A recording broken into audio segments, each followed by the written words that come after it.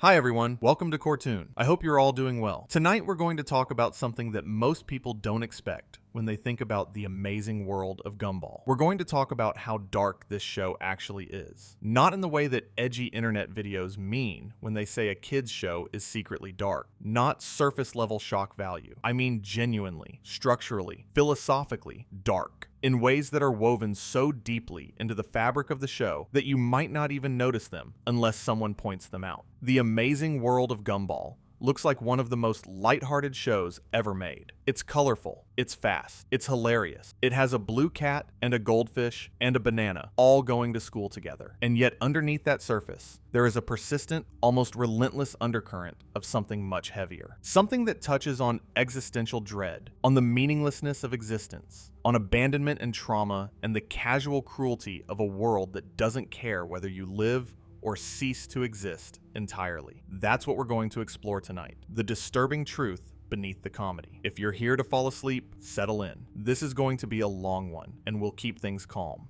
And if you're here to think about it, even better. There's a lot more going on in this show than most people realize. But before we begin, I'd just like to kindly ask you to subscribe. It's completely free, and it really does help us keep making these videos. This community has been incredible, and I'd love to keep building it with you. All right, let's get into it. I want to start with something that seems simple, but sets the tone for everything that follows. In the amazing world of Gumball, characters die. Frequently, casually, without ceremony. They get crushed, exploded, eaten, dissolved, shattered, popped, and torn apart. And then they come back. Every time. Without explanation. Without trauma. Without even acknowledging that it happened. On the surface, this is just a cartoon convention. Characters in cartoons have always been indestructible.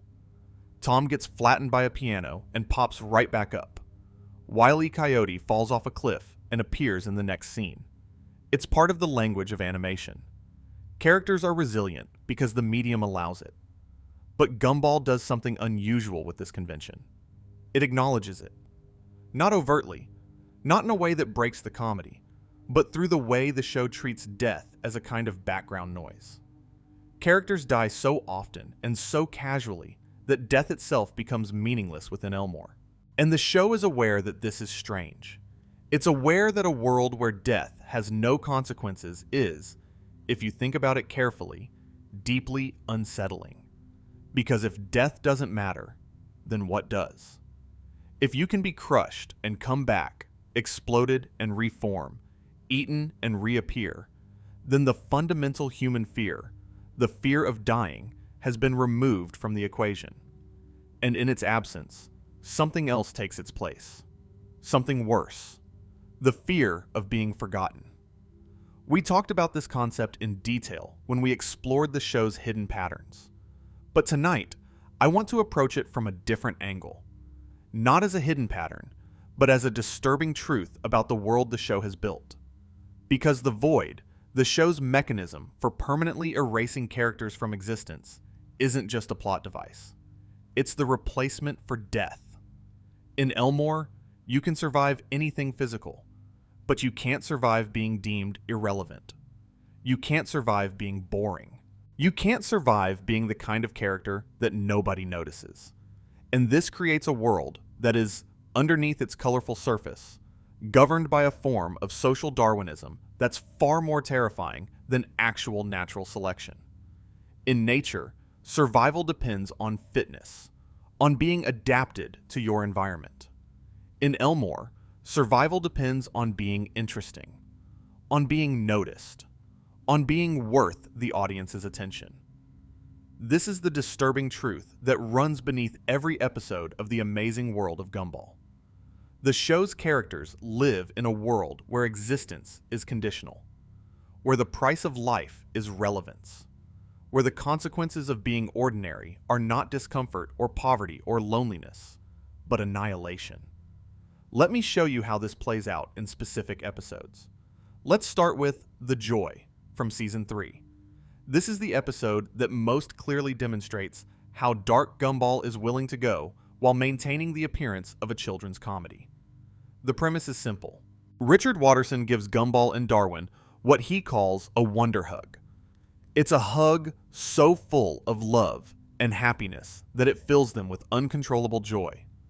Sounds innocent enough, but the joy is contagious, and the way it spreads is indistinguishable from a zombie apocalypse. Gumball and Darwin become patient zero. Their eyes go completely black. They begin drooling a rainbow-colored slime. They approach other characters and hug them, spreading the infection. One by one, the students and staff of Elmore Junior High are consumed by the joy virus. They become manic, ecstatic, aggressive in their happiness. They swarm through the school, converting everyone they can find. The infected display classic zombie behavior. They move in groups. They're relentless. They're impossible to reason with. The only difference is that instead of hunger, they're driven by a compulsive need to share happiness. And the only cure, eventually discovered by the remaining uninfected characters, is playing depressing music. Beethoven's Moonlight Sonata, specifically. Let me sit with that for a second. The cure for happiness is sadness. The only way to defeat joy is to introduce despair. The show is telling you, in the language of a zombie comedy, that happiness taken to its extreme becomes indistinguishable from violence. That forced joy is tyranny. That the only antidote to mania is melancholy. And the visual presentation of the episode is genuinely disturbing. The infected characters, with their black eyes and rainbow drool, look wrong. They look broken. Their smiles are too wide. Their movements are too eager. The episode uses every technique in the horror playbook: the lurching approach of the infected, the claustrophobia of the school setting, the dwindling number of survivors, the false moments of hope followed by sudden infection. It aired on Cartoon Network with a TVY7 rating. Now let me talk about The Limit from Season 2. Because if The Joy is the show's zombie movie, The Limit is its monster movie. And the monster is Nicole Watterson. The episode takes place in a supermarket. Nicole is shopping with her family, and they're being their usual chaotic selves. They're grabbing things off shelves, making demands, running around, driving her slowly and steadily toward her breaking point. Nicole has limits. The show makes this clear throughout the series. She's the primary breadwinner. She works full-time. She comes home to a husband who doesn't work and children who create constant chaos. She holds the family together through sheer force of will. And in this episode, that will breaks. Nicole transforms. It's not a metaphorical transformation. It's a physical one. Her eyes turn yellow. Her teeth sharpen. Her body seems to grow. She becomes, for all intents and purposes, a monster. She chases her family through the supermarket in a blind rage, and her stare causes the security guard to age rapidly, his hair growing long and white in seconds. The episode is often cited as one of the most frightening in the series. Not because of the visual transformation, though that's scary enough, but because of what it represents. Nicole's rage isn't random. It's the accumulated weight of everything she carries. The job, the family, the financial stress, the emotional labor. The endless demands from people who don't appreciate what she does. Finally becoming too much to bear. And the show plays it for comedy. Nicole chasing her family through the supermarket is funny. The escalation is funny. The visual gags are funny. But underneath the comedy, there's a portrait of a mother who has been pushed to her absolute limit by a world that takes everything from her and gives nothing back. The monster Nicole becomes isn't some supernatural force. It's just Nicole, without the self-control she spends every waking moment maintaining.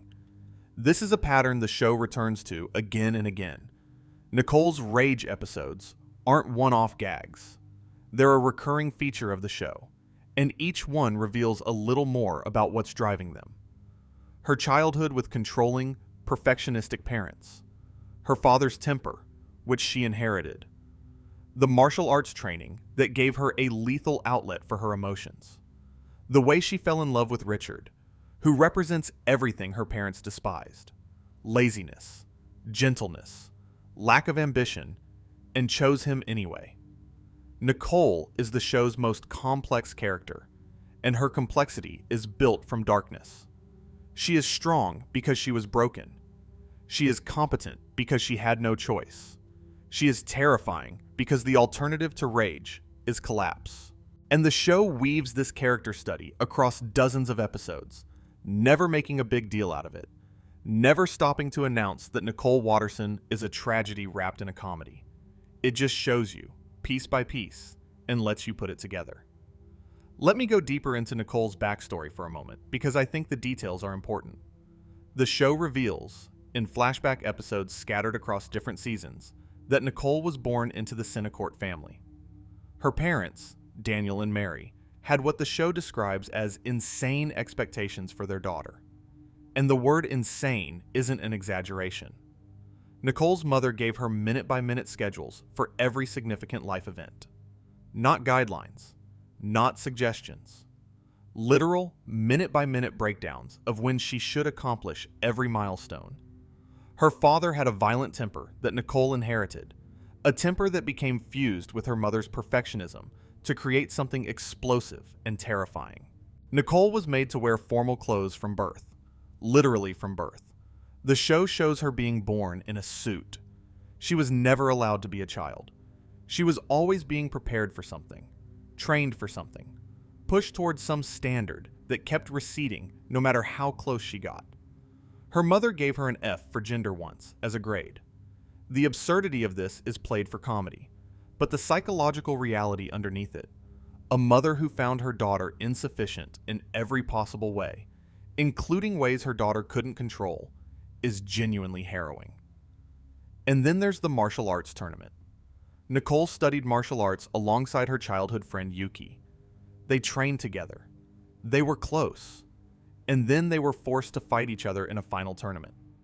And Nicole won. Not through skill or discipline, but through fury. She channeled everything: her father's rage, her mother's impossible standards, the years of being told she wasn't enough, into combat. And she destroyed her friend. The show presents this as backstory, as character context, as explanation for why Nicole is the way she is. But if you strip away the cartoon framing and think about what actually happened, it's a story about a child who was emotionally abused by perfectionist parents, whose only outlet for her pain was violence, and who eventually used that violence to destroy a friendship in a moment of uncontrolled rage. That's not comedy. That's a psychological case study. And the show goes further. It shows that Nicole chose Richard specifically because he was everything her parents hated. He was gentle where they were harsh, lazy where they demanded excellence, unambitious where they demanded success. Nicole's love for Richard isn't just romantic. It's an act of rebellion against the people who damaged her. She chose the opposite of what they wanted for her, not because Richard was perfect, but because he was soft. And after a childhood of hardness, softness was what she needed. But the rebellion didn't heal the wound. Nicole still carries her parents' damage. She still rages. She still tries to control everything because letting go feels like falling. She still holds the family together through force because she doesn't know how to hold it together through peace. And the show shows you all of this without ever asking you to feel sorry for her. Because Nicole wouldn't want that. Nicole would hate that. Nicole would take your sympathy and crush it in her fist. Because sympathy means weakness. And weakness means failure. And failure means becoming the thing her parents always feared she'd become. That's a fully realized, psychologically complex character portrait. And it exists inside a cartoon on Cartoon Network, hidden inside comedy episodes about supermarket tantrums and martial arts flashbacks. And then there's Richard. Richard Watterson is the show's other parental tragedy, and his darkness is quieter than Nicole's, but arguably even more disturbing. Richard is lazy. He's unemployed. He sleeps. He eats. He watches TV. He is, by almost any measure, a failure as an adult, And the show plays this for laughs. Richard's incompetence is one of the show's most reliable comedy engines. He does something stupid. Chaos ensues.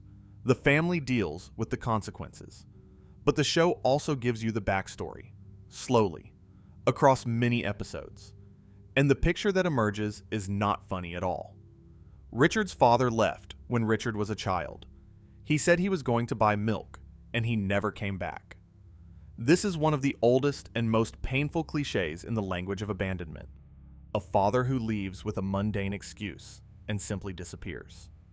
And Richard, rather than processing this abandonment, chose to believe it.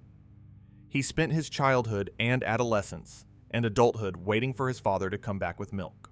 He never accepted the truth. He wrapped the pain in denial and carried it with him for the rest of his life. And then there's his mother, Granny Jojo.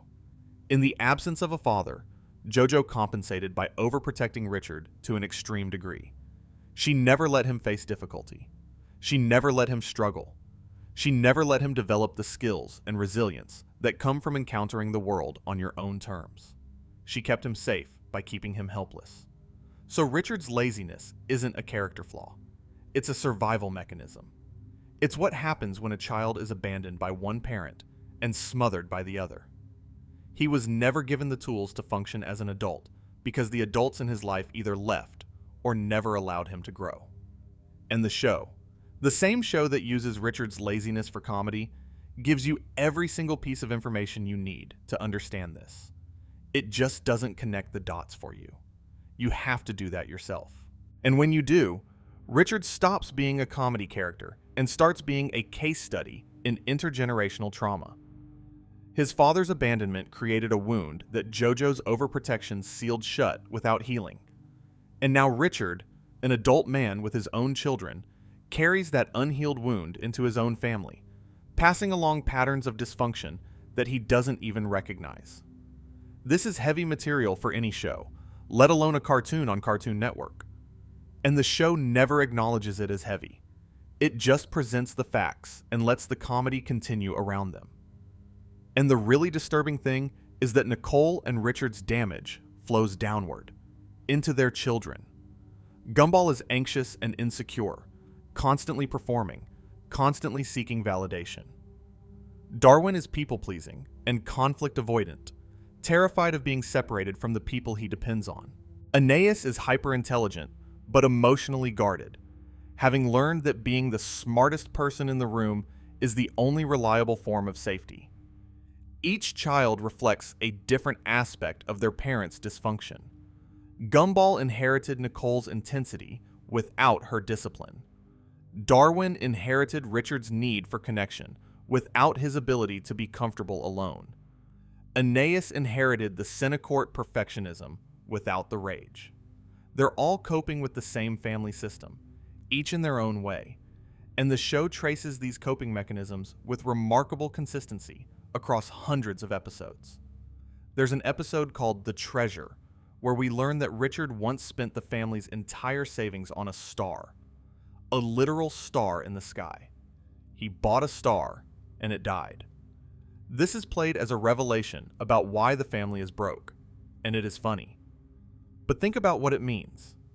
Richard, a man abandoned by his father, tried to buy something permanent, something that would always be there, looking down at him from the sky. And even that disappeared. Even the eternal thing he tried to hold on to died. The family's financial precariousness isn't just a comedy setup. It's another expression of the same darkness that runs through everything. They're one crisis away from losing their house. They can barely afford food. Nicole works herself into the ground to keep them afloat. And the reason they're in this position is because Richard, carrying unprocessed grief from a childhood abandonment, made a desperately symbolic purchase that failed. He tried to buy permanence in a world where nothing lasts, and it cost them everything. Now, I want to talk about the question from Season 3, because this episode takes the show's darkness in a different direction, away from personal trauma and towards something cosmic.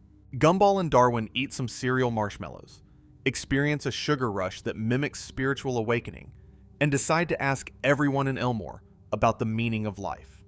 It's a comedy premise with philosophical ambitions, and the answers they get are, collectively, devastating. Larry, the long-suffering employee who seems to work every job in Elmore simultaneously, gives the most disturbing answer. He describes his life as an endless cycle of work. Wake up, go to work, come home, sleep, repeat. When confronted with the question of what it all means, he has nothing.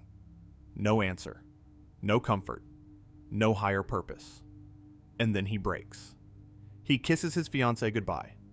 He throws his manager aside. He steals a car and drives to the beach. And he walks into the ocean. The show frames this as comedy.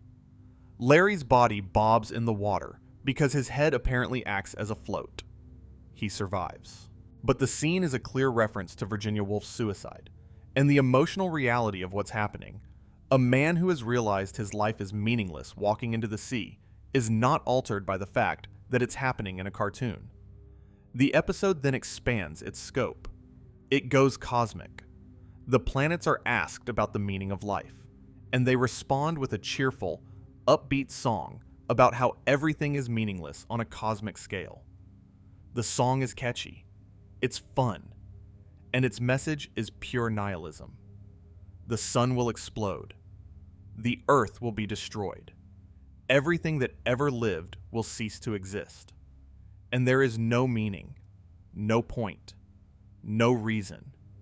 The episode then flash forwards billions of years and shows the sun expanding, consuming the inner planets, destroying everything.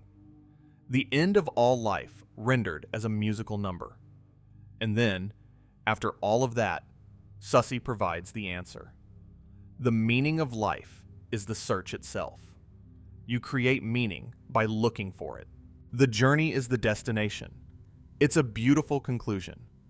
It's also a conclusion that only works if you accept the nihilistic premise that preceded it. The meaning of life can only be the search itself if there is no pre-existing meaning to find. Sussy's answer isn't a refutation of the planet's nihilism. It's an adaptation to it. It's the show saying, yes, the universe is meaningless, and yes, everything will end. But you can choose to make that okay. You can choose to find beauty in the search, even though the search will never end, because there's nothing to find.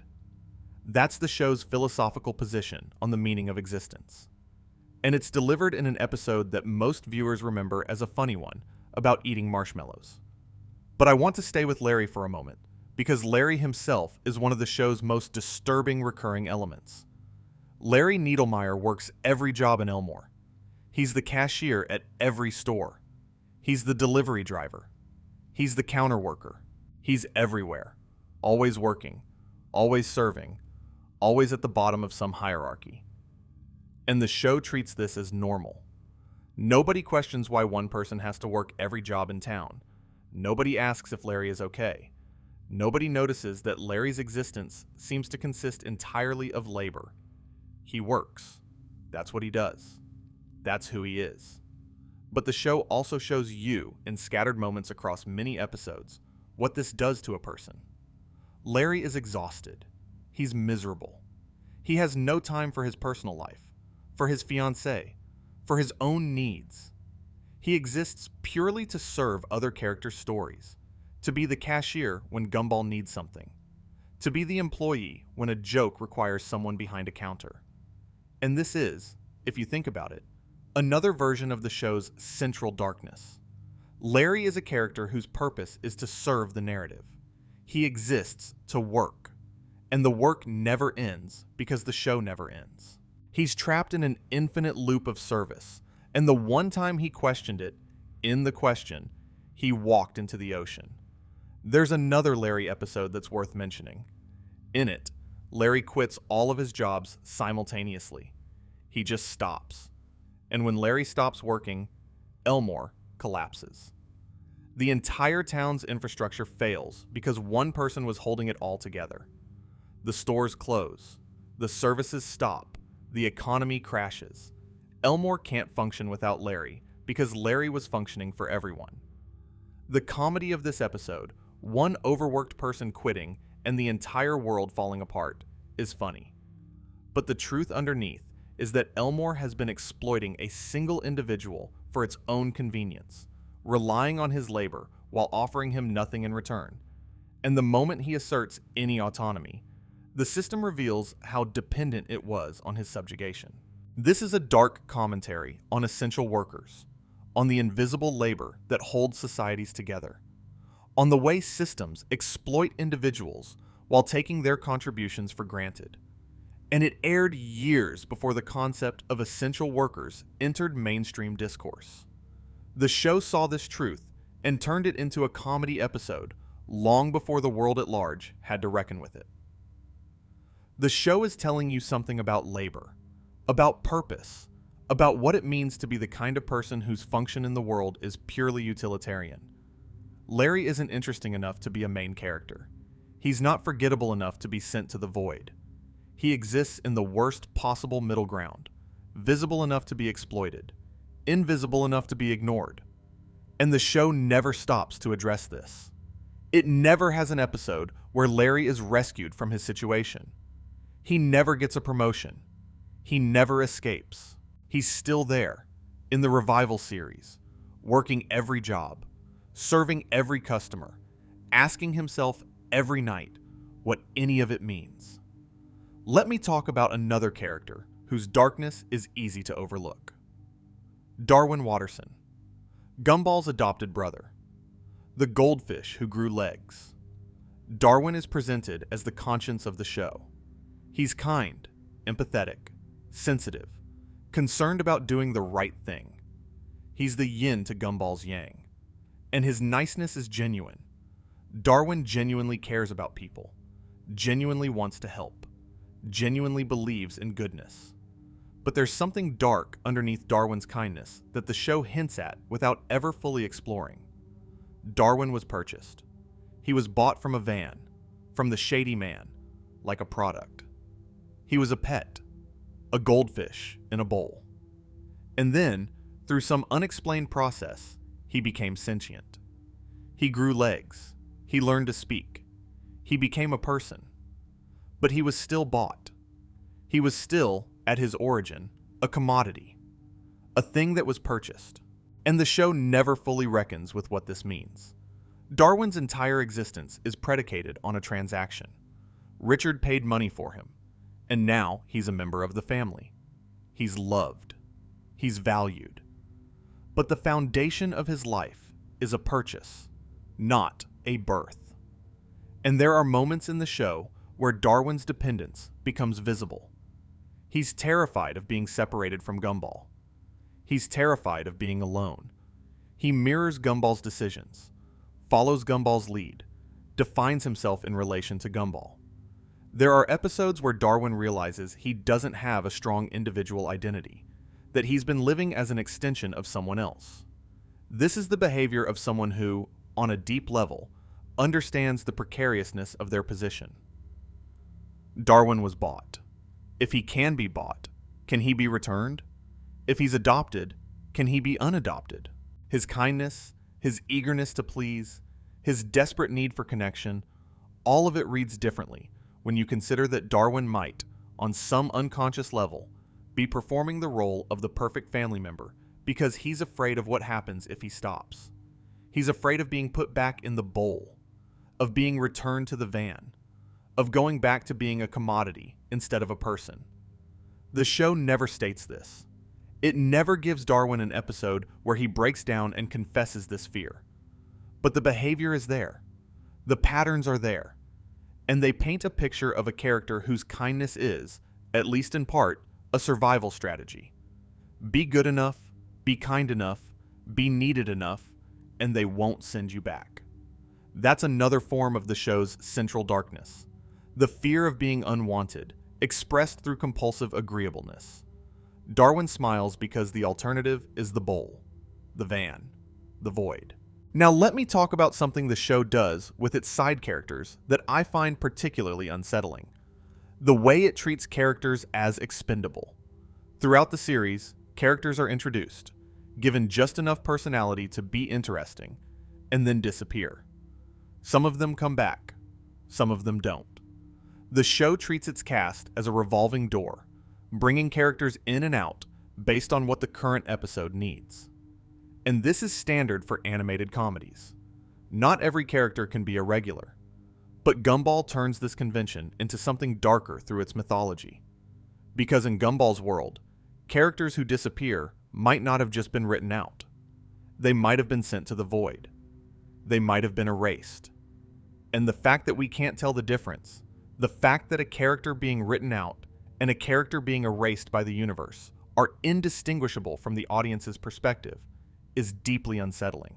Rachel Wilson is the most explicit example. Tobias's sister appeared in early episodes and then vanished. The show eventually acknowledged her disappearance as an in-universe event, treating it as another instance of the void at work. But how many other characters have disappeared without acknowledgement? How many background figures from Season 1 are simply gone, never to return, their absence unmarked and unnoticed? The show invites this kind of paranoid thinking. Once you know about the void, every unexplained absence becomes suspicious. Every character who appears once and never comes back might have been erased. And the world, the show's world, would have covered it up, erased the memories, folded reality over the gap. You'd never know. That's the whole point. You'd never know. Let me move on to another episode that illustrates the show's dark undercurrent. The Friend, from a later season. This one is about a chimera, a creature made of mismatched parts, part shark, part building blocks, part action figure. He was created by an elderly toy maker as an imaginary friend. He was built to be loved, and then his creator died. The chimera, now homeless and purposeless, wanders the streets looking for a new friend. He breaks into houses, hoping to find someone who will accept him. He's lost and confused and desperate for connection. And the episode follows his journey with a mixture of comedy and genuine pathos. Eventually, the chimera explodes. Through a combination of soda and mints, he's physically torn apart. But he reforms. He says goodbye. And he leaves, still alone, still searching. This is an episode about grief and abandonment told through the lens of a cartoon creature looking for a friend. The chimera didn't choose to exist. He was made by someone who loved him. And then that someone died, and the chimera was left with a purpose he could never fulfill and a love he could never replace. His entire existence is defined by a loss he can't undo. And the show doesn't fix this. The chimera doesn't find a new friend. He doesn't find a new purpose. He just leaves, alone, carrying his grief with him. The episode ends without resolution, because some things, the show seems to say, don't resolve. Some losses are permanent. Some loneliness doesn't end. For a children's cartoon, this is remarkably honest, and remarkably dark. Let me also talk about The Nobody, because this episode takes the show's darkness in yet another direction. This is the episode where Rob returns from the void, and the way it handles his return is genuinely unsettling. The episode begins with small things going wrong in the Watterson household. Items disappear. Things move on their own. The family becomes suspicious of each other, and the suspicion escalates. Accusations fly. Trust breaks down. The Wattersons, a family that loves each other, begin treating each other as suspects. And then the truth is revealed. It wasn't any of them. It was Rob. Invisible. Forgotten. Living in their house without anyone knowing he was there. He's been there, existing in the margins, invisible to the people around him, surviving by taking the things they wouldn't notice were missing. This is a ghost story. Not literally, Rob isn't a ghost, but structurally. A presence in the house that no one can see. A person who exists in the spaces between other people's lives, surviving on scraps, invisible and desperate. And the fact that the Wattersons' first response to the mystery was to suspect each other, to turn on their own family, rather than consider that something else might be happening, says something dark about trust and fear and the ease with which suspicion can corrode even the closest relationships.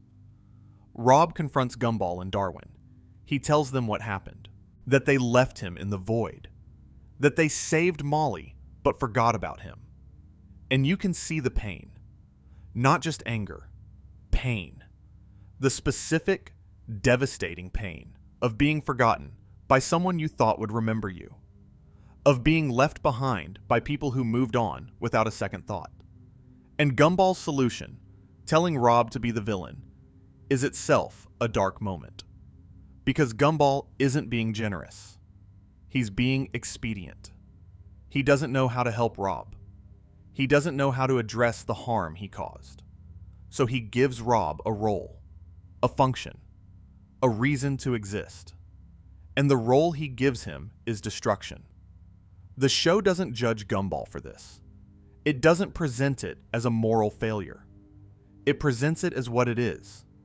A 12-year-old boy, faced with a problem he can't solve, offering the first solution that comes to mind. But the consequences of that solution ripple through the rest of the series. Rob becomes the villain because Gumball told him to.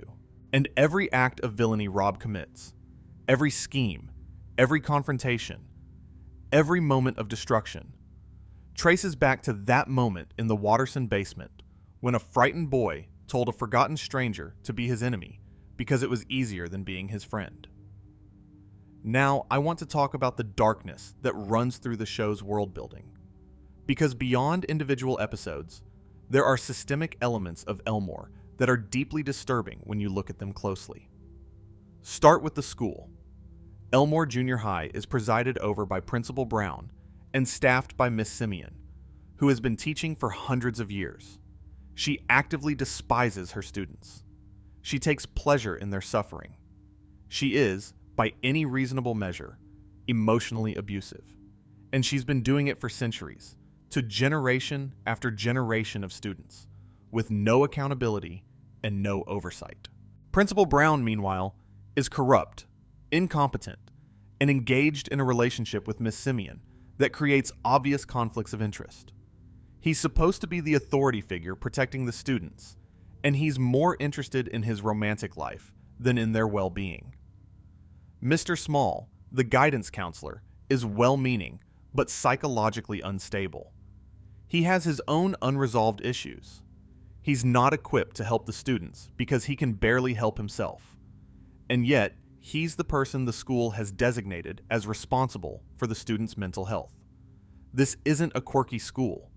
It's a dysfunctional institution that actively fails the children in its care. And the show treats this as normal. It's the background radiation of Elmore. The school has always been like this. It will always be like this. The adults who are supposed to protect the children are variously abusive, negligent, incompetent, and damaged, and the children learn to navigate this system on their own. This mirrors something uncomfortable about the real world, and I think that's deliberate. The show's dark portrait of institutional failure isn't satire for satire's sake. It's a reflection of the experience of being a child in a world run by adults who don't have everything figured out. Adults who are damaged. Adults who carry their own traumas into their positions of authority. Adults who mean well but fall short, or who don't mean well and don't try. And then there's the town itself. Elmore's civic institutions are barely functional. The mayor is corrupt. The police are incompetent.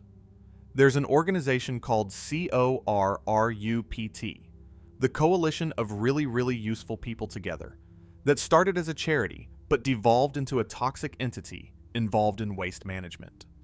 The town's infrastructure crumbles. Services barely function. Authority figures abuse their positions. Elmore is, underneath its photographic beauty, a failing society. The institutions that are supposed to maintain order and protect citizens are broken. And the citizens, the characters who live in this town, are left to fend for themselves in a world that doesn't reliably provide safety, justice, or meaning. This is the dark undercurrent that runs beneath every comedy episode. Every time Gumball and Darwin go to school, they're entering an institution that's failing them. Every time they interact with the town's authority figures, they're encountering people who are barely managing their own lives, let alone anyone else's. Every time they navigate Elmore's streets and buildings, they're moving through a society that's one bad day away from collapse. And the show plays all of this for comedy. Every broken institution, every corrupt official, every failing system is a source of humor. And the humor is genuine. The show is very funny. But the darkness is there too, underneath the laughter, persistent and unignorable once you see it. I want to go deeper into the institutional darkness because I think it reveals something important about the show's worldview. The show doesn't just portray bad institutions. It portrays the way bad institutions create bad outcomes for the people trapped inside them. Miss Simian has been teaching for hundreds of years. She's ancient. She predates the current civilization of Elmore. And she hates her job. She hates her students. She takes active pleasure in seeing them fail. In any real school system, she would have been fired centuries ago. But in Elmore, she persists. She's part of the infrastructure. She's as permanent as the building itself. And the damage she does is real. Characters who interact with Miss Simian come away diminished, demoralized. She doesn't just fail to educate them. She actively undermines their confidence, their curiosity, their sense of self-worth. She is a machine for producing damaged children, and the system that employs her not only tolerates this, but enables it through Principal Brown's incompetence and indifference. This is a portrait of how institutions perpetuate harm, not through malice at the top, necessarily, but through the accumulation of individual failures at every level. Miss Simian is cruel. Principal Brown is negligent. Mr. Small is well-meaning, but incapable. The students are left to fend for themselves. And this pattern, cruel teachers enabled by negligent administrators, while well-meaning but inadequate support staff look on helplessly, is recognizable to anyone who has attended a school that wasn't working properly. The show's treatment of authority figures extends beyond the school. Consider the police. In episodes where law enforcement appears, they're consistently portrayed as useless. They arrive too late. They miss obvious clues. They harass the wrong people. They're more interested in their own comfort than in serving the community. This is consistent. It's not a one-off joke. It's a sustained portrait of a law enforcement system that doesn't function. And then there's the show's treatment of capitalism, which is subtler but equally dark. Larry's situation isn't just a character quirk. It's a portrait of labor exploitation pushed to its logical extreme. One person working every job in town, never resting, never progressing, never accumulating wealth or stability, serving an economy that depends entirely on his labor while offering him nothing in return. The show's economic system is a nightmare dressed as a joke. Characters work and consume and work and consume, and the system that governs this cycle is opaque, unaccountable, and indifferent to their well-being. When the Wattersons run out of money in The Money, the consequences aren't just financial. They're existential. They can't afford to exist. Their animation degrades. Their world breaks down. The economy of Elmore isn't just an economic system. It's the system that sustains reality itself. And when it fails, reality fails with it. Let me walk through The Money in more detail, because it's one of the show's most important episodes in terms of revealing the dark underpinnings of Elmore's reality. The episode begins with the Wattersons discovering they have no money. Zero. Nothing in the bank.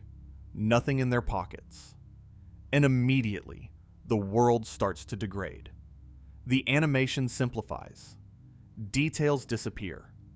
Colors flatten. The characters begin to lose their visual richness, reverting from their fully rendered designs to rough sketches, then to storyboard drawings, then to crude thumbnails, then to childish doodles on post-it notes. The backgrounds deteriorate from photographs to CGI wireframes to blank spaces. Animator tags and production notes become visible on screen. The show is literally dismantling itself.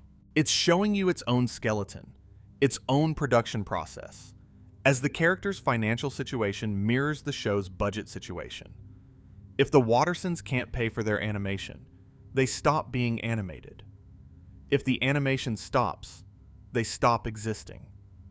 This is the economic horror made cosmic. In our world, running out of money means hardship, deprivation, suffering. In Elmore, running out of money means ceasing to be.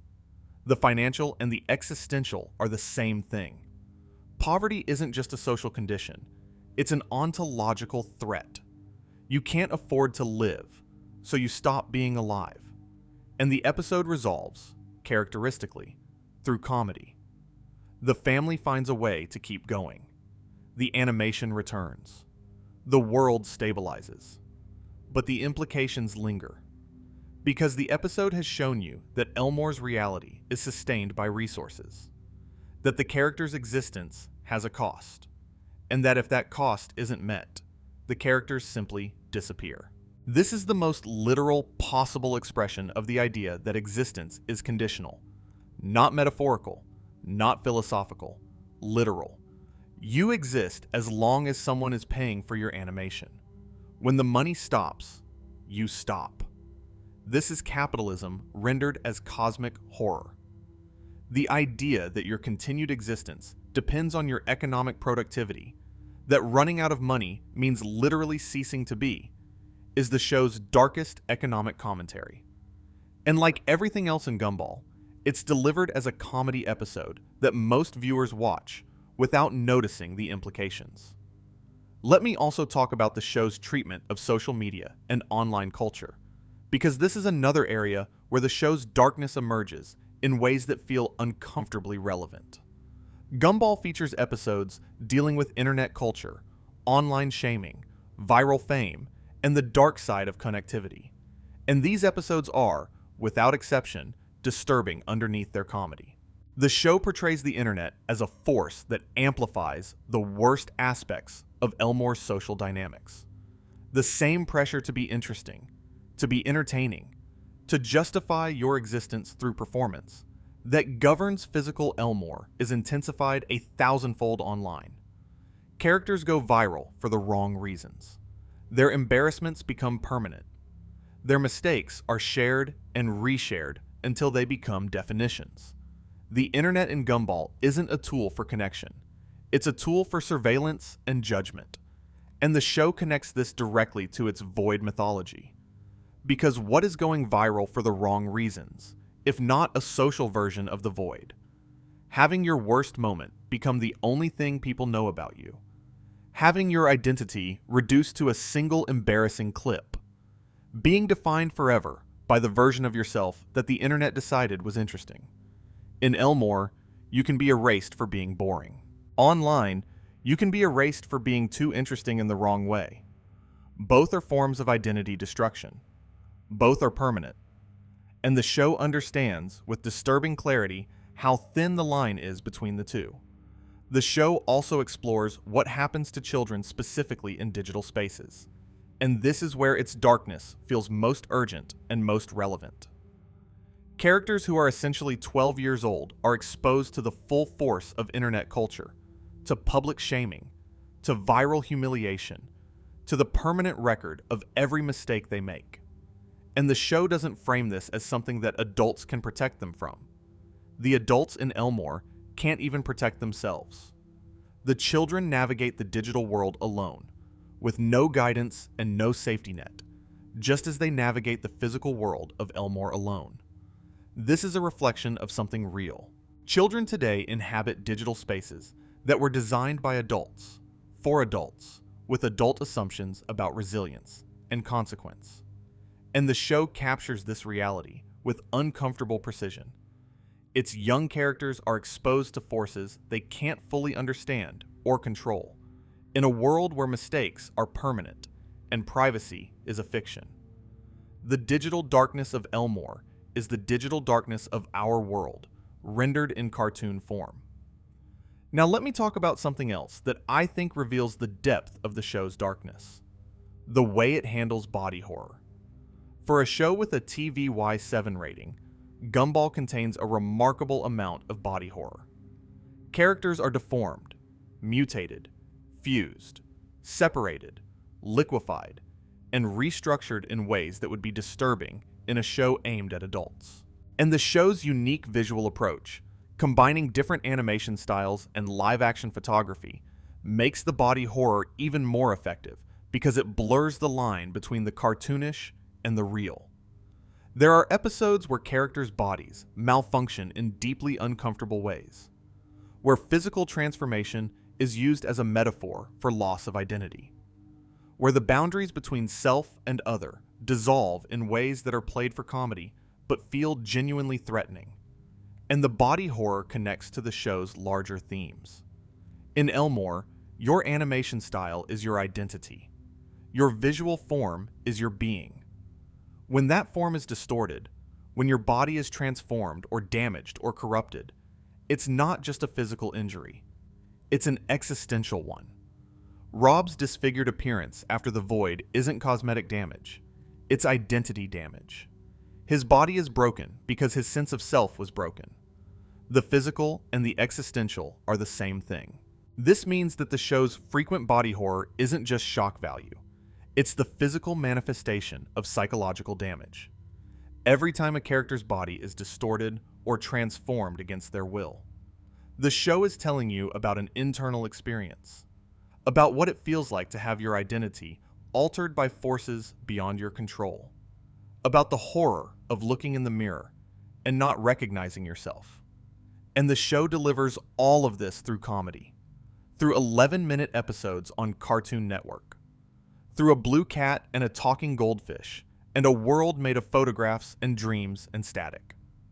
I also want to mention the show's treatment of Mr. Small, the guidance counselor. Because Mr. Small is one of the show's most quietly disturbing characters, and he's easy to overlook precisely because he's positioned as a comedy figure. Mr. Small is a hippie. He's into meditation, herbal remedies, peace and love. He's the school's emotional support system, the person students are supposed to go to when they need help. And he is, in almost every measurable way, completely unqualified for this role. Mr. Small has his own deep-seated issues. He's anxious. He's fragile. He uses herbal remedies that the show heavily implies are something more than herbal. He has a secret violent side that emerges when he's pushed, as revealed in an episode where he abandons society and lives in the woods, setting elaborate traps for dangerous creatures in a way that contradicts everything about his peaceful persona. And underneath his fluffy exterior, literally underneath it, there's something unexpected. In one episode, his fluffy surface is removed to reveal a skeletal, primate-like face. He's not what he appears to be. His gentle exterior is, like so much in Gumball, a shell concealing something darker and more complex. The disturbing truth about Mr. Small is that the person responsible for the student's emotional well-being is himself emotionally unwell. He can't help them because he can't help himself. And the system that put him in this position doesn't notice or care. The school checked a box. They have a guidance counselor. Whether that counselor is capable of actually counseling is beside the point. This is another instance of the show's dark portrait of institutions. The systems that are supposed to help people are staffed by people who need help themselves. The adults are as lost as the children. The authority figures are as damaged as the ones they have authority over. And the whole edifice continues to function, badly, dysfunctionally, but just well enough to maintain the appearance of normalcy. Mr. Small smiles. He offers herbal tea. He speaks in soothing tones. And underneath the performance, there's a person who is barely holding together, trying to help others while unable to acknowledge his own damage. He's Elmore's mental health system reduced to a single character, and that character is, underneath the incense and the meditation beads, a mess. Let me talk about something else now. The show's treatment of Banana Joe, and specifically one detail about his backstory that is, I think, one of the darkest things in the entire series. In The Promise, we learn that Gumball and Darwin once forgot Banana Joe on a camping trip, left him there, just forgot he existed, and went home. And Banana Joe had to survive alone. He slept under a tent made of his own skin. He ate pieces of himself to stay alive. He waited 3 days for someone to come back for him. No one did. He tried to walk home. Got lost in winter. Attempted to light a fire with what he thought was lighter fluid, but was actually shampoo. This caused severe frostbite, which is why Banana Joe has no feet. Let that sink in. A character in a children's comedy is permanently disfigured because his friends forgot he existed and he had to mutilate himself to survive. The show delivers this information casually, as backstory, as if it's just another detail about Banana Joe's character. Oh yeah, he has no feet because of a childhood trauma involving abandonment and self-cannibalism. Anyway, moving on. This is the show's darkness at its most concentrated. It takes something genuinely horrifying, a child abandoned and forced to harm himself to survive, and buries it inside a casual character detail. It doesn't dwell on it. It doesn't treat it as a very special episode. It just drops it into the conversation and keeps going. And this is, I think, the most disturbing thing about the amazing world of Gumball's darkness. It's not that the show has dark episodes. Many shows have dark episodes. It's that the show treats darkness as normal, as unremarkable, as just another part of life in Elmore.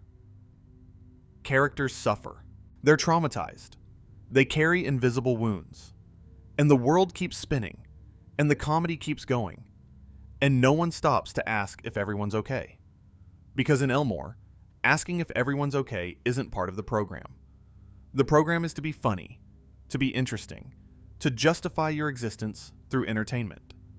And the characters who can't do that, the characters who break down or fall apart or can't keep up the performance, are the ones who get sent to the void. This is the disturbing truth at the heart of the show. Elmore is a world where the performance of happiness is mandatory, where being entertaining is a survival requirement, where the cost of dropping the mask, of showing your damage, of being boring or sad or broken in a way that isn't funny, is erasure.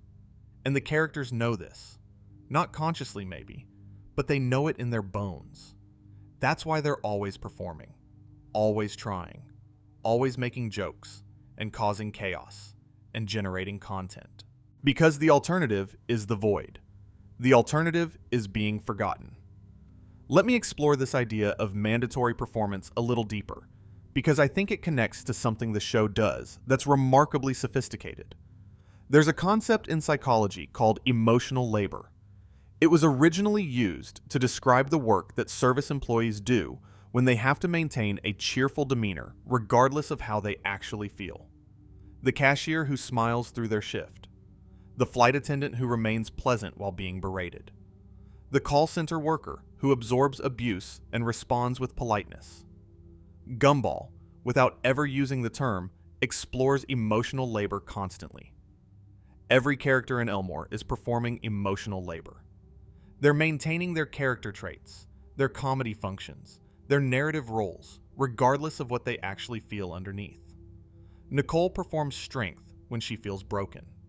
Richard performs contentment when he's in denial. Allan performs happiness when he's been destroyed.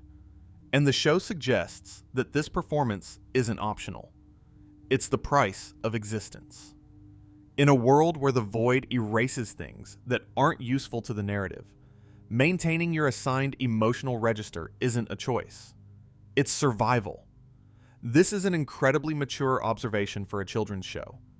The idea that people perform emotions for survival, that the faces we show the world are not necessarily the faces we wear in private, that the gap between performance and reality is a source of both comedy and profound sadness. Gumball understands all of this. It just never lectures you about it. It shows you character after character performing, and trusts you to notice the exhaustion underneath. And this connects to the show's treatment of adult humor, because Gumball is famous for jokes that fly over kids' heads. Sexual innuendo, drug references, death jokes, social commentary that requires adult knowledge to decode. These layers of humor exist in many children's shows, but in Gumball, they serve a specific purpose beyond winking at parents in the room. The adult humor is another form of hidden darkness. It's the show acknowledging that underneath its bright, child-friendly surface, there are truths that only adults can see. Just as the characters perform childlike chaos while carrying adult trauma, the show performs children's entertainment while encoding adult anxiety. The dual nature isn't a bonus feature. It's the point. The show is structured like its characters, a bright surface with darkness underneath. Let me also talk about the show's relationship with the concept of home. Because The Amazing World of Gumball is, at its most basic level, a show about a family living in a house. And the house, the Watterson family home, is one of the show's most important symbols. The house is the place where the performance stops, where the characters can, at least partially, be themselves. Where Nicole can rage, and Richard can sleep, and Gumball can be anxious, and Darwin can be needy, and Anais can be guarded, and none of them will be sent to the void for it. The house is a sanctuary from the world's judgment, but the house is also under constant threat. The Wattersons nearly lose it in multiple episodes. Their financial precariousness means the house is always at risk, and the house itself seems to absorb the chaos of the family, sustaining damage that accumulates across episodes, a physical record of the family's dysfunction. There's something deeply relatable about this. The home as both sanctuary and site of struggle. The place where you're safest, and the place where your damage is most visible. The show treats the Watterson home with a mixture of warmth and anxiety that captures the complicated reality of family life. Home is where you belong. Home is where things go wrong. Home is where love coexists with frustration and safety coexists with chaos. And home might be taken away from you at any moment if you can't afford to keep it. Now let me return to the show's dark episodes, because I want to talk about The Signal from Season 4 in the context of the show's darkness rather than its hidden patterns. The Signal is the episode where reality glitches, where the world stutters and freezes and teleports characters without explanation. And while this episode is important for the show's mythology, it's also genuinely disturbing when you experience it as a viewer. The episode creates a persistent sense of wrongness. Something is off. The world doesn't feel right. Characters say things they don't mean. Actions don't follow from intentions. The fundamental reliability of cause and effect, the basic structure that allows us to navigate reality, breaks down. This is what anxiety feels like. Not the dramatic kind of anxiety that comes with obvious threats. The subtle kind. The kind where the world seems slightly wrong, slightly off, where you can't quite trust your perceptions, where the ground beneath you doesn't feel solid. The Signal captures this experience perfectly, translating internal psychological states into external visual effects. And the episode's ending, where Gumball and Darwin seem about to understand what's happening only for the world to glitch one final time and reset, is the most disturbing part. Because it suggests that understanding is impossible. That every time you get close to grasping the truth, the world will prevent you. That the anxiety can never fully be resolved because the resolution keeps being taken away. This is a portrait of a particular kind of psychological suffering. The kind where you know something is wrong but you can't figure out what. The kind where every insight dissolves before you can act on it. And the show delivers it through a comedy episode about signal interference. And there's another episode that captures a different kind of psychological darkness. The Console, from Season 5, turns Elmore into a video game. The entire world is rendered as an RPG, with stat bars, level systems, quests, and enemies. Characters become NPCs. The landscape becomes a game map, and Gumball has to navigate this gamified version of his world to solve a problem. On the surface, it's a fun parody of video games. But underneath, it's another dark commentary on the nature of Elmore's reality. Because the episode suggests that the rules governing Elmore aren't that different from the rules governing a video game. Characters have defined stats, they have assigned roles, they have predetermined behaviors, and the world is designed to be navigated, not to be lived in. This is the show's central darkness expressed through a different metaphor. Whether Elmore is a TV show, a video game, or a simulation, the point is the same. The characters exist within a designed system. They have no true freedom. Their actions are bounded by rules they didn't create and can't change. And the brief glimpses they get of this truth, the moments when the design becomes visible, are quickly swallowed by the system reasserting itself. The console episode also features something genuinely unsettling. Characters who are defeated in the game don't just lose, they're reset. They're restored to default. Their experiences, their growth, their choices are erased. They go back to being what they were before the game began. This is the Void's logic applied to a different framework. Not erasure, but reset. Not deletion, but the removal of everything that made you unique. And the characters accept this. They go back to normal. They forget the game. They forget what happened, and the show moves on. But the implication remains. In Elmore, your experiences might not be permanent. Your growth might be illusory. You might be reset at any time, returned to your default state, stripped of everything you thought you'd learned, and you'd never know because the reset includes your memory of having been reset. Now, I want to talk about the show's treatment of the night, because the night, from Season 4, is one of the most structurally unusual and disturbing episodes the show ever produced. The premise is simple. The moon watches over Elmore as its residents sleep, narrating their dreams and nightmares. It's an anthology episode, showing us brief glimpses of different characters' subconscious minds. And what we see is unsettling. Gumball dreams of falling from space and hitting objects on the way down. Mr. Small dreams of being trapped in increasingly tight spaces. These are standard anxiety dreams, recognizable and relatable. But then, we get to Aeneas's nightmare. Aeneas dreams of Daisy the donkey, a character from her favorite children's show, and in the dream, Daisy becomes sadistic. She tortures Aeneas. The imagery is disturbing, bright colors twisted into something threatening, a children's show character weaponized into a nightmare figure. And then the episode reveals that the dream isn't Aeneas's at all. It's Daisy's. The fictional character from Aeneas's show is having her own dreams.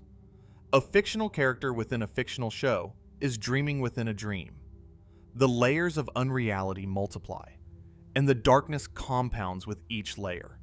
This is the show at its most experimental, and its most honest about its own nature. The characters in Gumball are fictional. They exist inside a show. And within that show, there are shows, characters watching other fictional characters. And those fictional within fictional characters have their own inner lives, their own dreams, their own nightmares. The darkness goes all the way down. There is no bottom level of reality where things are safe and stable and real. Let me talk about one more thing before we start to wind down. The show's treatment of Allan Keene. Because Allan represents something specific about the show's darkness, and it's worth spending some time with. Allan is a balloon. He's the most physically fragile character in Elmore.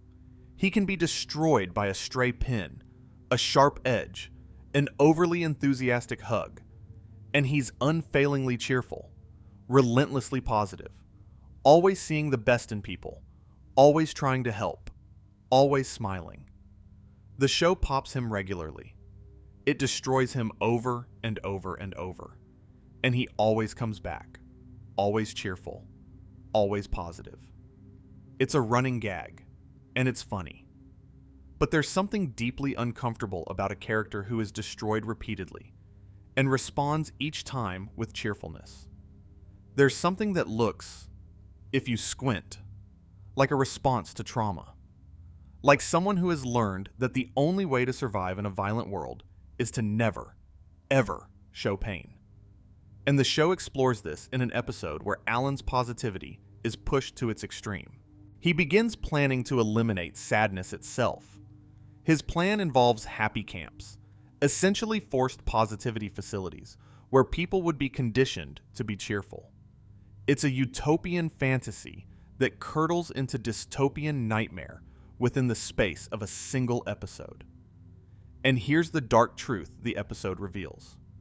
Allan's relentless positivity isn't strength, it's compulsion.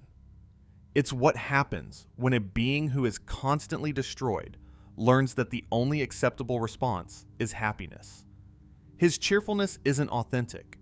It's a survival mechanism that has calcified into ideology.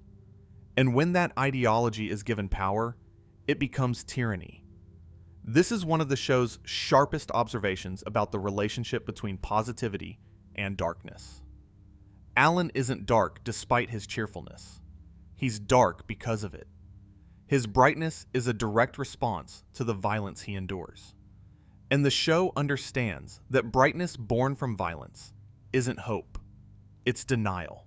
And denial, taken far enough, becomes its own form of darkness. The Amazing World of Gumball is full of moments like this. Moments where a character's defining trait, the thing that makes them funny, or endearing, or recognizable, is revealed to be a response to something painful. Nicole's strength is a response to abusive parents. Richard's laziness is a response to abandonment. Allan's cheerfulness is a response to repeated destruction. Banana Joe's comedy is a response to disfiguring childhood trauma. Every character is a coping mechanism. Every personality is a scar tissue formation. Every laugh is a defense against something that hurts too much to face directly. Let me spend some time now with a few more characters and episodes that demonstrate this principle, because I want you to see how pervasive this pattern is. It's not limited to a few examples. It's everywhere. Take Tobias Wilson. He's the rainbow-colored jock character. Loud, brash, confident, always showing off. The typical alpha male of the school, or at least his version of one. He's mostly played for comedy, as a character whose self-image far exceeds his actual abilities. But the show gives you hints about what's underneath. Tobias is desperate for validation. His confidence is performative. He needs other people to see him as cool, as strong, as desirable, because without that external validation, he doesn't know who he is. He's a character whose entire identity is constructed from other people's approval. And the show suggests, through his increasingly frantic attempts to maintain his status, that the foundation of that identity is hollow. That Tobias performs confidence because the alternative, being ordinary, being unremarkable, is terrifying in a world where the void waits for the unremarkable. And then there's Terry. Terry is a paper bear, literally made of paper. She's a hypochondriac, constantly worried about germs, disease, contamination. The show plays this as a comedy trait. Haha, the paper bear is afraid of getting wet. But think about what it means to be a paper creature in a world of physical danger. Terry's hypochondria isn't irrational. She's incredibly fragile. A glass of water could destroy her. A strong wind could tear her apart. Her fear of contamination isn't a personality quirk. It's a survival response to the fact that she is, by her very nature, more vulnerable than almost everyone around her.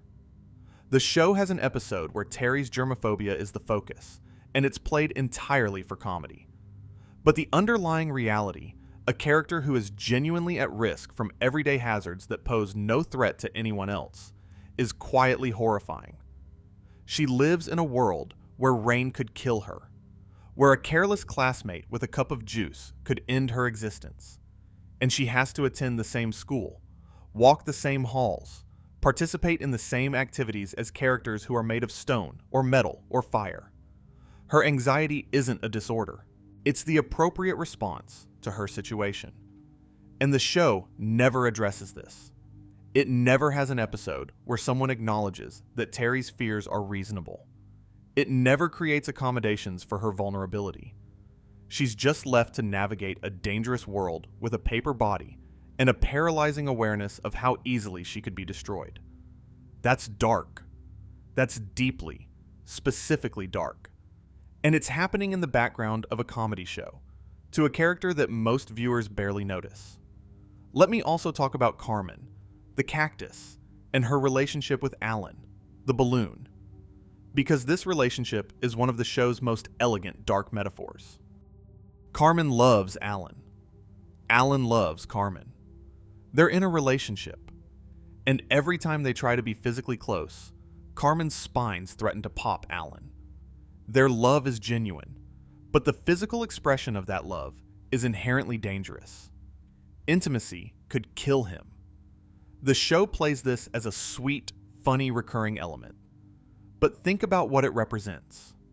Two people who love each other, but whose natures make closeness dangerous. Who have to be careful every moment they're together. Who can never fully relax into each other, because relaxation means destruction.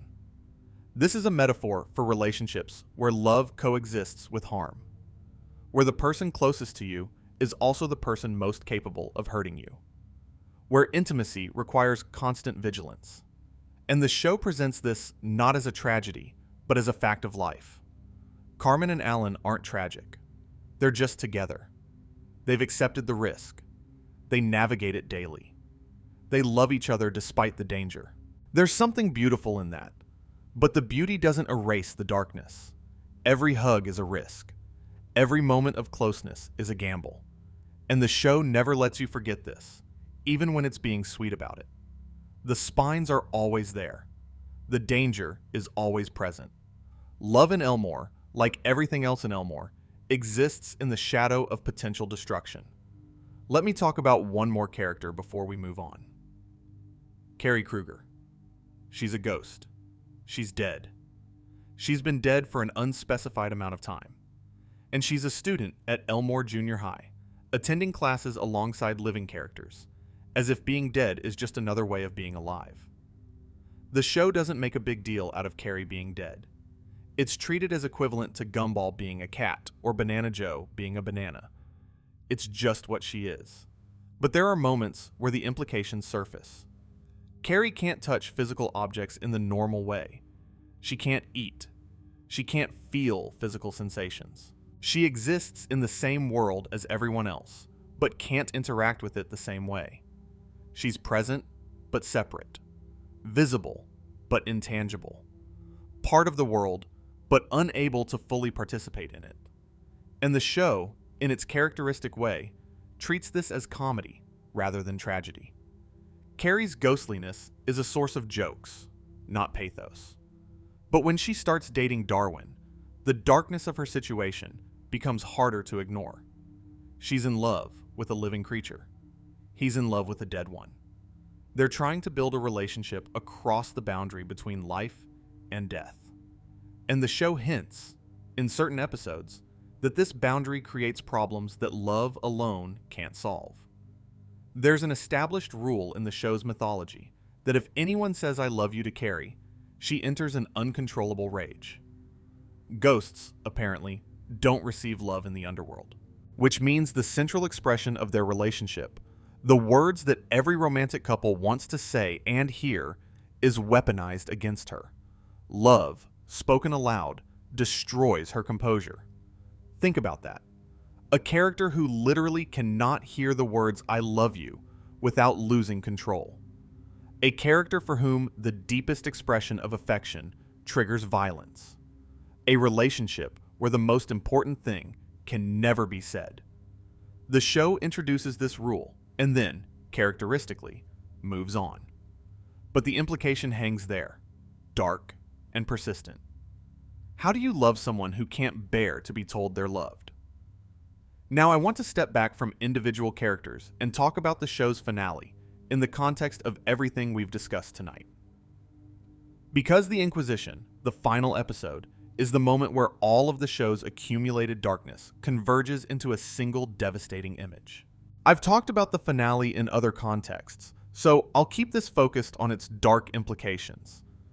Throughout the series, the show built a world where darkness is hidden beneath comedy, where trauma is masked by performance, where the threat of erasure governs everything without anyone consciously acknowledging it. And in the finale, the mask comes off. The comedy stops. The performance ends. The ground opens up, and the void is there, beneath everything, just as it's always been. The darkness that was hidden becomes visible. The threat that was theoretical becomes immediate. Everything the show spent 6 seasons burying rises to the surface in 11 minutes. Rob, disguised as Superintendent Evil, tries to transform the characters into humans. He wants to make them real, to save them by making them something other than what they are. And the students resist, because they don't want to change. They don't want to be real. They want to stay as they are, in their cartoon world, with their cartoon rules, performing their cartoon roles. And this resistance, this choice to remain fictional rather than become real, is the show's darkest statement. The characters prefer the prison they know to the freedom they don't. They choose the world with the void, the world where existence is conditional and performance is mandatory, because it's the only world they understand. Freedom is scarier than captivity. Reality is scarier than fiction. And then the void consumes everything anyway. The choice doesn't matter. The character's preference for their familiar darkness over an unfamiliar light is rendered moot by the darkness itself swallowing them whole. Rob falls in screaming. The screen freezes. The credits roll over static. This ending is, I think, the darkest moment in the entire show. Not because of what happens, though that's dark enough, but because of what it says about everything that came before. All those episodes of hidden darkness. All those characters carrying trauma beneath comedy. All those institutions failing their citizens. All those performances masking despair. It was all leading here, to the moment where the mask drops and the darkness underneath is all there is. The show didn't build its dark undercurrent for the sake of hidden complexity. It built it as a foundation. The darkness was always the real story. The comedy was the performance. And in the end, the performance couldn't hold. The ground gave way. And all that was left was the void. And this, I think, is the deepest dark truth about the amazing world of Gumball. It's not just that the show has dark episodes, or dark backstories, or dark implications. It's that darkness is the foundation. The comedy is built on top of it. The characters are funny because they're damaged. The world is chaotic because it's governed by forces that don't care about the people living in it. The laughter exists because the alternative is too terrifying to contemplate. This isn't unique to Gumball, of course. This is true of a lot of comedy. Arguably all comedy. The best jokes come from the worst truths. The funniest observations are the ones that touch on something real and painful. And the shows that last, the shows that resonate, are the ones that understand this relationship and use it deliberately. But Gumball does it with a subtlety and consistency that's remarkable. It never breaks character. It never drops the comedy to deliver a message about darkness. It never asks you to feel sorry for its characters. It just shows you who they are, where they came from, what they carry, and then tells another joke. And the joke is funnier because you know what's behind it. And what's behind it is sadder because the joke is so good. There's an episode I haven't talked about yet that I think captures this perfectly. The Downer from Season 3. The show's creator, Ben Bocquelet, has said that the original draft of this episode was so dark, it had to be completely rewritten. Even after the rewrite, what aired was one of the most unsettling episodes of any children's cartoon.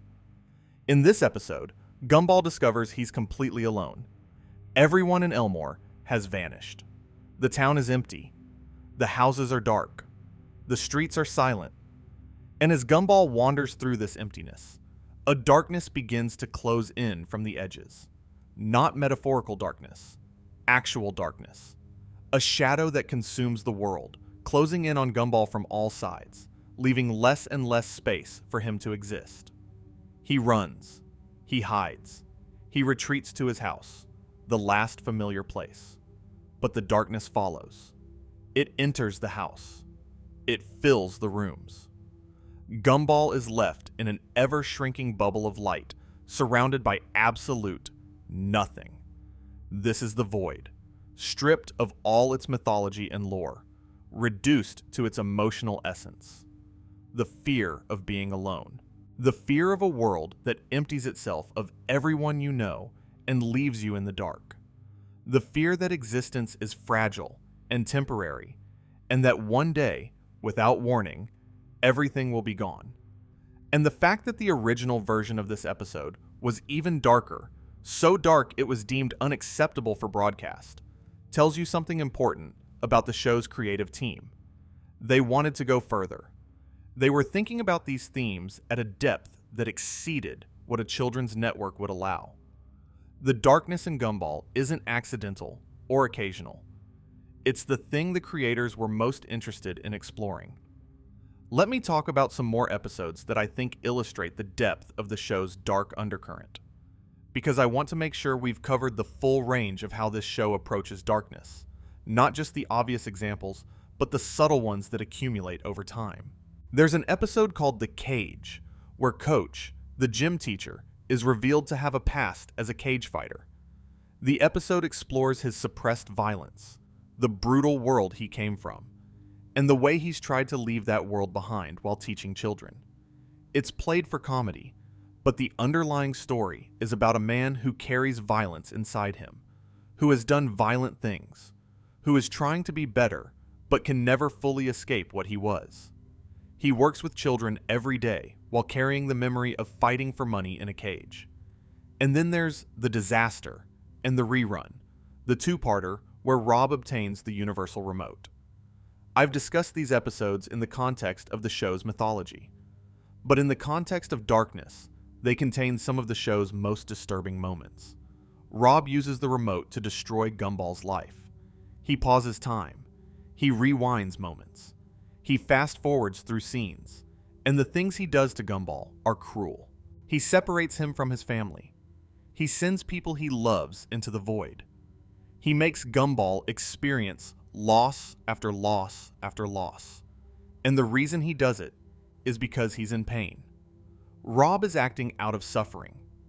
Every cruel thing he does is motivated by the despair of someone who was forgotten, abandoned, and broken by the same world he's now trying to destroy. His villainy isn't malice, it's grief. And the show makes sure you feel both the cruelty of his actions and the sadness of his motivations simultaneously. During these episodes, Rob reveals that he never wanted to be the villain, that he wanted to be a sidekick, a supporting character, someone with a small but meaningful role. But the world wouldn't allow it. The narrative needed a villain, and Rob was the only character broken enough, damaged enough, desperate enough to fill the role. So he did, because being the villain was better than being nothing. This is one of the most psychologically honest portrayals of villainy I've seen in any medium, let alone a children's cartoon. Rob isn't evil because he enjoys evil. He's evil because the system that governs his world offered him a choice between evil and non-existence. And he chose evil. Not happily, not eagerly, but because it was the only door that was open. And the show asks you to feel sympathy for him, even as he destroys things you care about. That's a dark ask. That's a request for moral complexity from an audience of children. Can you hate what someone does while understanding why they do it? Can you condemn the action while feeling compassion for the actor? The show says yes, and it says it through a cartoon character with a glitchy face holding a TV remote. Let me also spend some time with the show's treatment of Penny Fitzgerald, because Penny's arc contains some of the show's most nuanced, dark elements, hidden inside what looks like a straightforward coming-of-age romance. For the first 2 seasons, Penny is a peanut. She wears a shell. She looks like a cute, antlered nut creature.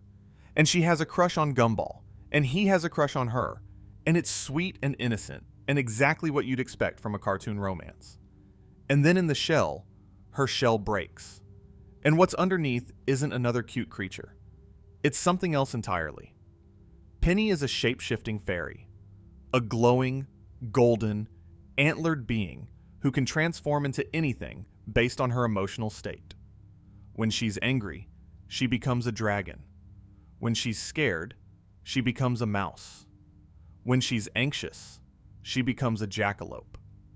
The show presents this as a beautiful moment of self-acceptance. Penny sheds her shell and shows the world who she really is. Gumball accepts her. Love conquers fear. It's a feel-good story. But there's darkness underneath. Because Penny's shell wasn't just a fashion choice. It was a family tradition. Her entire family, the Fitzgeralds, are shape-shifting fairies who wear shells to hide their true nature. And the show never fully explains why. Why do fairies wear shells? What are they hiding from?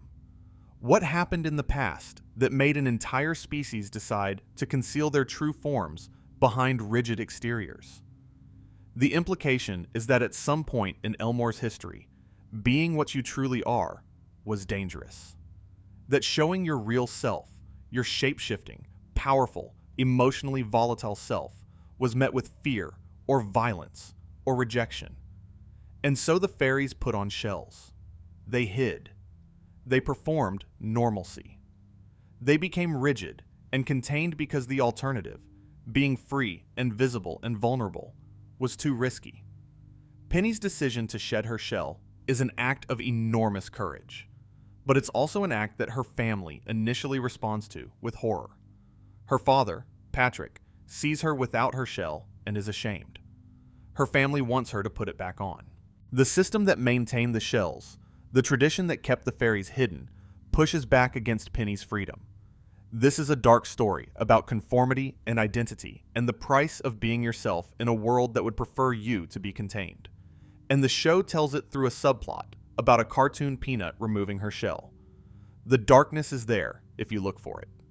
If you don't look, it's just a cute romance between a blue cat and a fairy. And Penny's shape-shifting itself is dark in ways the show doesn't fully explore. Her emotions control her form. She can't choose how she looks. When she's angry, she becomes a dragon, whether she wants to or not. When she's scared, she shrinks into a mouse against her will. Her body is controlled by her emotional state, which means she has no privacy. Every feeling she has is immediately visible to everyone around her. She can't hide anything.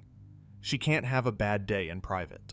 Every emotion is a transformation, and every transformation is public. This is what it would actually be like if your inner life were visible to everyone.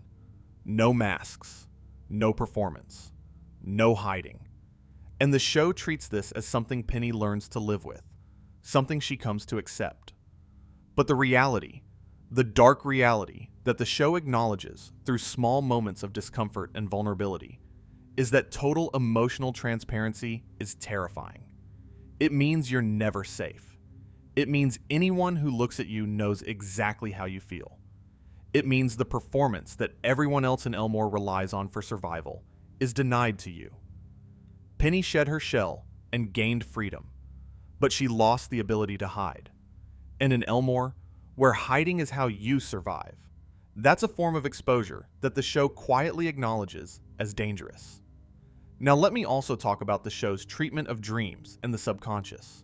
Because Gumball returns to dream episodes and nightmare sequences repeatedly, and these episodes form a pattern that reveals something about the show's understanding of its characters' inner lives. In dreams, characters' defenses are down. The masks they wear during waking hours slip. And what's underneath is, almost universally, fear. Fear of being inadequate. Fear of being alone. Fear of being exposed. Fear of being found out. Gumball dreams of falling, of losing control, of being humiliated. Nicole, in the few glimpses we get of her inner world, struggles with the weight of everything she carries. Darwin dreams of being separated from Gumball, of losing his connection to the person who defines his existence. These dreams aren't random. They're the show telling you what's really going on beneath the comedy. Beneath the jokes and the chaos and the slapstick, these characters are afraid. They're carrying anxieties that the comedy doesn't address. And the dream episodes are the show's way of acknowledging this, of saying, yes, we know. We know our characters are struggling. We know the comedy doesn't fix it. But the comedy helps. It's how they cope. And we're going to respect that. Let me talk about another aspect of the show's darkness that I find particularly compelling. The way it handles the passage of time, or more specifically, the lack of it. The characters in Gumball don't age. This is normal for animated comedies. But Gumball makes it dark by occasionally drawing attention to the fact that time is passing while the characters remain frozen. Events accumulate. Consequences pile up. The world changes around them. But they stay the same age, in the same school, in the same house, forever. And the show hints, in its later seasons, that this frozen state isn't natural. It's part of the fictional reality they inhabit. They don't age because the show doesn't need them to age. They're perpetually 12, perpetually in junior high, perpetually experiencing the same stage of life because that's what the narrative requires. This is deeply dark when you think about it. The characters are trapped, not in a physical prison, but in a temporal one. They can never grow up. They can never move on. They can never experience the bittersweet progression of time that defines real life. They're stuck in childhood forever, and they don't even know it. And childhood, as the show portrays it, isn't exactly idyllic. School is run by abusive and negligent adults. The town's institutions are broken. The family is financially precarious. Friends forget each other. Bullies persist. Anxiety is constant. If this is the childhood they're trapped in forever, it's not a paradise. It's a purgatory. The show never states this directly, but the accumulation of events across 6 seasons, the way consequences persist while the characters remain the same, creates a queasy sense of stagnation. Things keep happening. Things keep going wrong, but nothing fundamentally changes. The characters can't learn from their experiences in a lasting way because the show requires them to reset. Each episode needs them to be the same as they were before. This is the dark side of cartoon immortality. You can't die, but you also can't grow. You can't change. You can't escape the loop. You're alive, but you're not living. You're existing, but you're not progressing. And the show, through its very format, its episodic structure, its reset button, enforces this stasis on its characters. And the characters, on some level, seem to feel it. There's a restlessness in Gumball, a sense of dissatisfaction that he can never quite identify or articulate. He's always searching for something, always starting new adventures, new projects, new schemes. And they always end the same way, back where he started, in his house, in his bed, ready for the next episode, which will begin the cycle again. This isn't the darkness of tragedy. It's the darkness of futility, the slow, quiet horror of a life that goes nowhere. And the show wraps it in comedy and color and chaos, making the futility feel like fun, making the stasis feel like adventure. But if you step back and look at the pattern, episode after episode after episode of the same characters, in the same place, experiencing the same types of problems with the same results, the picture is much more sobering than the individual episodes suggest. Now let me talk about how the show's creator understood all of this. Because the darkness in Gumball isn't accidental. Ben Bacalé and his writing team have spoken about mining real experiences for their comedy. They've described the process of taking their own painful, embarrassing, traumatic childhood memories and transforming them into jokes. Real pain becoming real comedy. Real darkness becoming real entertainment. This creative process is itself a dark truth about the show. The humor you're watching is made from someone's actual suffering. Every joke about Nicole's rage might be rooted in someone's real experience with an angry parent. Every joke about Richard's laziness might come from someone's real experience with a checked-out father. Every joke about being forgotten or overlooked or dismissed might be drawn from a real memory of feeling invisible. The show is, in this sense, an act of alchemy.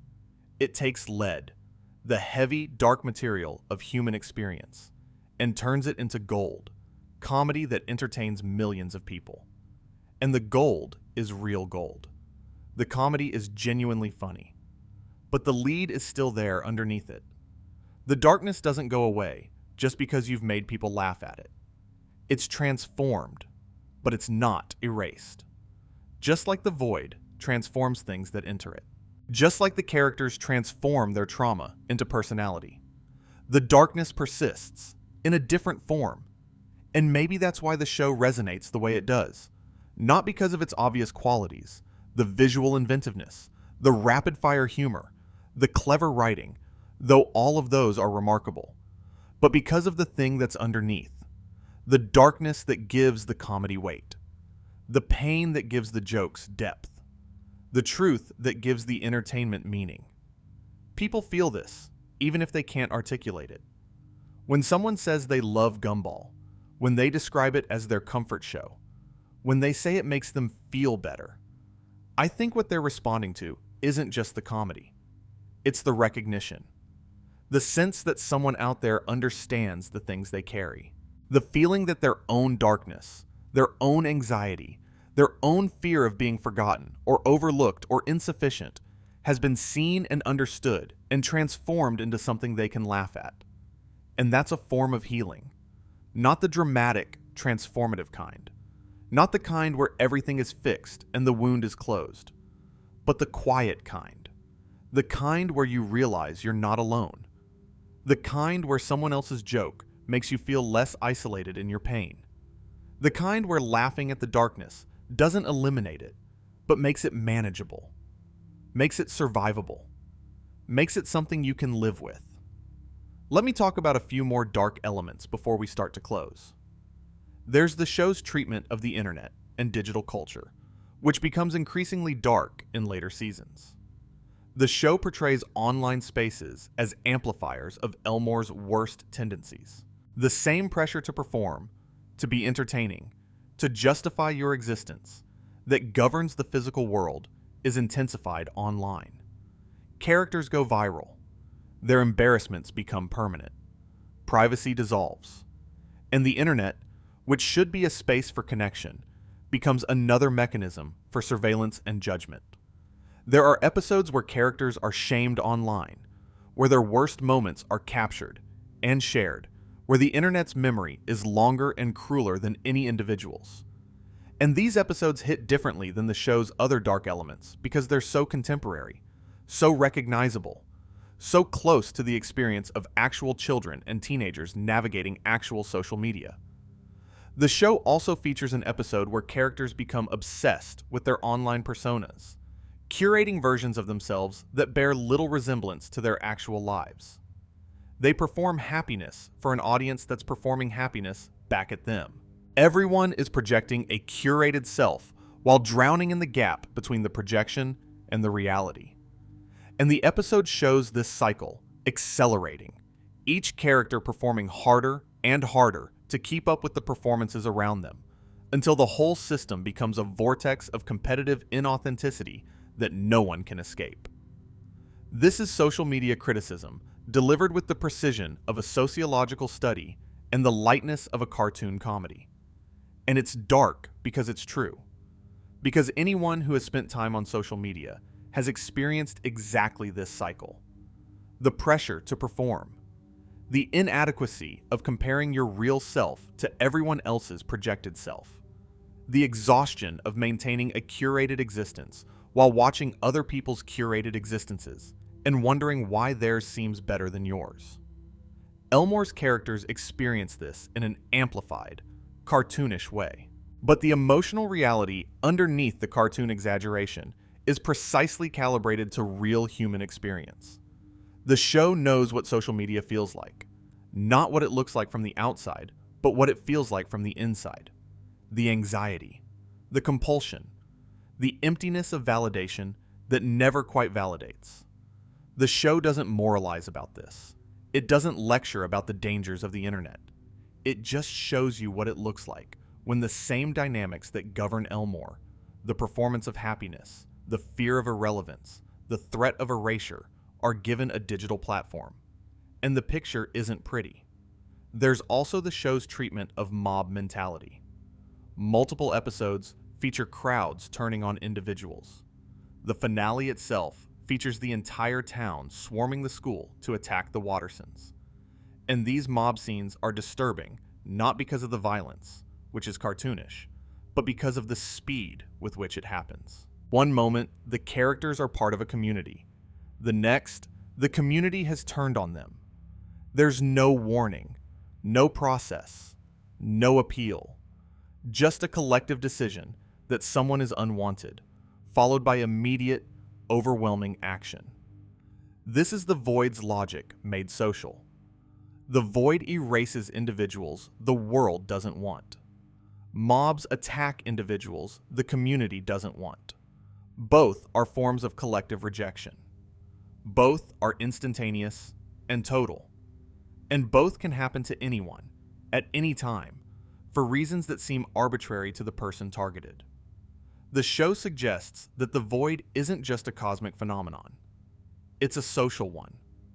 The same impulse that drives the universe to erase the boring drives communities to reject the unwanted. And the characters live with this knowledge, this ambient threat, every day of their lives. The finale's mob scene, where the entire town swarms the school to confront the Wattersons, is the culmination of this social void. For 6 seasons, the Wattersons have been causing damage to Elmore. Episodes end with property destruction, civilian harm, institutional chaos, and each time, the world resets. The next episode begins fresh. The consequences are erased. But the finale suggests that the consequences weren't actually erased. They were accumulating. Every car they crashed, every building they damaged, every person they inadvertently hurt, it all piled up. And in the finale, the bill comes due. The community turns on them. The social contract that protected the Wattersons, the implicit agreement that the main characters get to cause chaos without facing accountability, breaks down. And this is dark because it suggests that the comedy itself has consequences. That the slapstick and the property damage and the casual disregard for other people's well-being that makes the show funny is also, from another angle, a catalog of harm. The Wattersons have been hurting people for 6 seasons. The show has been framing that harm as comedy. And in the finale, the people who were harmed finally say enough. The mob doesn't distinguish between funny harm and real harm. Harm is harm. And the characters who perpetrated it, no matter how lovable or entertaining they are accountable. This is the show turning its own comedy into its own indictment, using its structure against itself, revealing that the thing that made it fun to watch was also, from the perspective of the characters who weren't the main cast, a nightmare. And the show's treatment of all this darkness never becomes preachy or heavy-handed. It never stops being funny. It never asks you to feel bad. It just shows you the world as it is, with all its darkness and all its comedy, and trusts you to hold both simultaneously. That, ultimately, is what makes the Amazing World of Gumball special. Not that it's dark. Lots of shows are dark. But that it's dark and funny simultaneously, without either quality diminishing the other. The darkness makes the comedy richer. The comedy makes the darkness bearable. And together, they create something that feels more honest than either would be alone. Now let me talk about something that connects all of these dark elements into a single, coherent picture. The show's understanding of survival. In Elmore, survival isn't about avoiding physical danger. physical danger is meaningless. Characters survive everything. What survival means in Elmore is something much more subtle and much more relevant to the audience watching at home. Survival in Elmore means maintaining your sense of self in a world that constantly threatens to dissolve it. It means holding on to your identity when the void might erase you for not being interesting enough. It means performing happiness when sadness might make you irrelevant. It means being funny when being boring means oblivion. This is a metaphor for something real, something that children feel without being able to articulate, and that adults know all too well. The pressure to be interesting, the pressure to be entertaining, the pressure to justify your existence through constant performance, the fear that if you stop, if you rest, if you show the world who you really are behind the performance, the world will forget about you. Gumball understands this pressure intimately, and it treats it with both comedy and compassion. The comedy acknowledges the absurdity of the pressure. The compassion acknowledges its reality. And together, comedy and compassion create something that's remarkably honest about what it feels like to be alive in a world that demands you perform. This is the disturbing truth, not just about the show, but about the worldview the show embodies. Existence is performance. Survival is entertainment. And the moment you stop performing, the darkness closes in. But the show also offers something else, a counter to the darkness. And I want to spend some real time with this counter, because I think it's important. Because if I left you with only the darkness, I'd be doing the show a disservice. The show itself never leaves you with only the darkness. It always gives you something else alongside it. Something warmer, something quieter, something that doesn't cancel the darkness, but exists alongside it, refusing to be extinguished. And that something is connection, family, love, the stubborn, imperfect, sometimes infuriating, sometimes beautiful act of being together. The Wattersons are a mess. We've established that. Nicole is damaged. Richard is broken. The children carry their parents' dysfunction. The house is falling apart. The finances are in ruins. The world outside is corrupt and indifferent and might literally erase them at any moment. And yet they sit together at dinner. They argue and they make up. They drive each other crazy and they come home.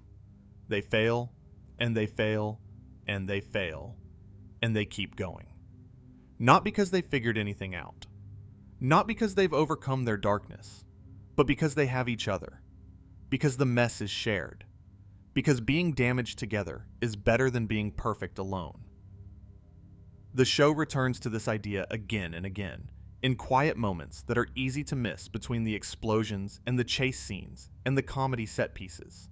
Moments where Nicole looks at her family and her expression softens. Moments where Richard, despite his laziness, does something selfless for his children. Moments where Gumball and Darwin just sit together, not doing anything, just being brothers. These moments are the show's counter-argument to its own darkness. They don't refute the darkness. They don't make it go away. They just say, alongside the darkness, there is this. There is warmth. There is connection. There is the imperfect, messy, sometimes painful, always complicated act of loving people who are just as broken as you are. There's an episode that captures this perfectly. The Choices, where Nicole looks at alternate versions of her life, where she made different decisions, met different people, followed different paths. Some of these alternate lives look better. Some look easier. But Nicole comes back, in the end, to the life she has. Not because it's the best possible life, but because it's hers.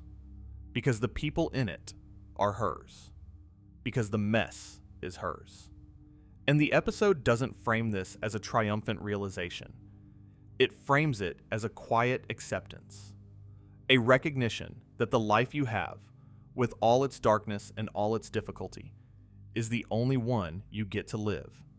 And that within it, even within its darkest corners, there are people who matter to you. People who are trying. People who are just as broken and confused and scared as you are. That's not optimism. That's realism. Warm realism. The kind of realism that acknowledges the darkness without being defeated by it. The kind that finds something worth holding on to, not in spite of the suffering, but within it. And this counter-argument is, in its own way, just as unsentimental as the darkness. The show doesn't idealize the Wattersons' love. It shows it for what it is. Flawed, conditional, strained, held together by habit as much as by affection. Nicole loves her family, but she also resents the burden they place on her. Richard loves his children, but he also fails them repeatedly. Gumball loves Darwin, but he also takes him for granted. The love is real, but it's not easy. It's not a solution. It's just what they have. And I think this is why the show works as a sleep documentary.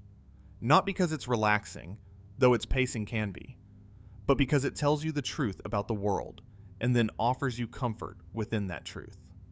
It says, yes, things are dark. Yes, existence is precarious. Yes, the institutions that are supposed to protect you are failing. Yes, the people who love you are damaged. And also, yes, the love is real. Yes, the connection matters. Yes, being together in the mess is worth something, even if it can't fix anything. That's a message you can fall asleep to. Not because it's reassuring in a false way, but because it's reassuring in a true way. It doesn't promise that everything will be okay. It just promises that you're not alone in it. Let me talk about one more aspect of the show's darkness before we reach the end. The way it handles its own meta-awareness. The Amazing World of Gumball knows it's a show. Its characters occasionally break the fourth wall. Its mythology revolves around the question of whether Elmore is a fictional world. And this meta-awareness is, in itself, a dark element that runs through everything. Because if the show knows it's a show, then every act of comedy is also an act of performance. Every joke is told for an audience. Every character is playing a part.